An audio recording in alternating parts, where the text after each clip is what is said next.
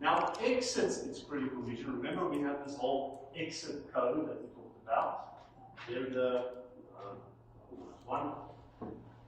Maybe it's a lot of that. Now, if you can remember that's the last portion of the code, or the second last portion. When we exit the code, you will do what they call a wake up, and then the wake up instruction will select one of these processes that's on the list.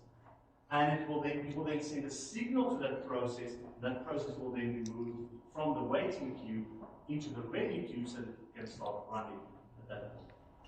So that's one great thing. That's what semaphores allow us to do. Instead of wasting CPU time spinning the whole time as you're waiting, it actually lets them sleep. And the structure that allows us to define such a semaphore is this C++ structure. So that was semaphores. And then this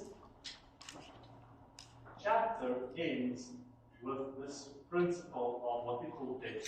Now there's a difference between a deadlock and a critical region. Deadlocks do occur because of some critical resources potentially, but they don't have to. We can say the system is in a deadlock when one process is waiting on another process, and each of them are waiting for resources that they're holding on to. There's always more than one resource, and both of them are holding on to resources that another process is using. And hopefully you can remember in the class we had two students here.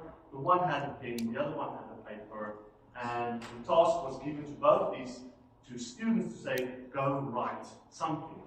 But because one student was holding the pen and the other one was holding the paper, they could not complete their task. That was deadlock, and we then went into describing how we can graph these deadlocks.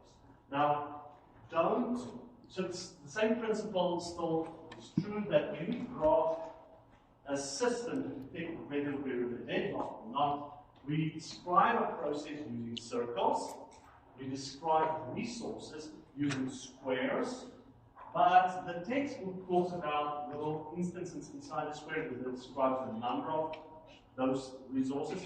You don't have to worry about it. Okay, so the only type of problem that you will get for this is where there's one such type of resource. So one resource is always just one square, forget about the stuff in there. Then we have the vectors, or the arrows.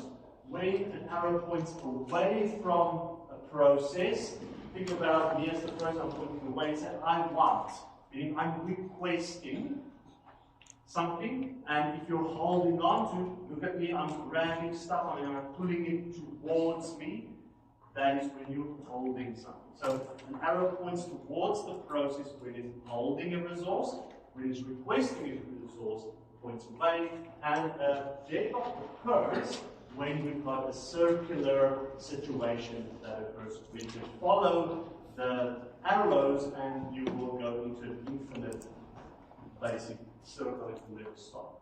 If the arrows, you get to a point where two arrows point towards each other or away from each other, then you know that is not a deadlock situation. So you need to know how to draw these resource allocation graphs and interpret whether the system is in a deadlock or not. There is a video on the lecture notes, or sorry, on the notices that you can have a look where this is demonstrated, just to remind you. Okay, that is this chapter. That's chapter 5.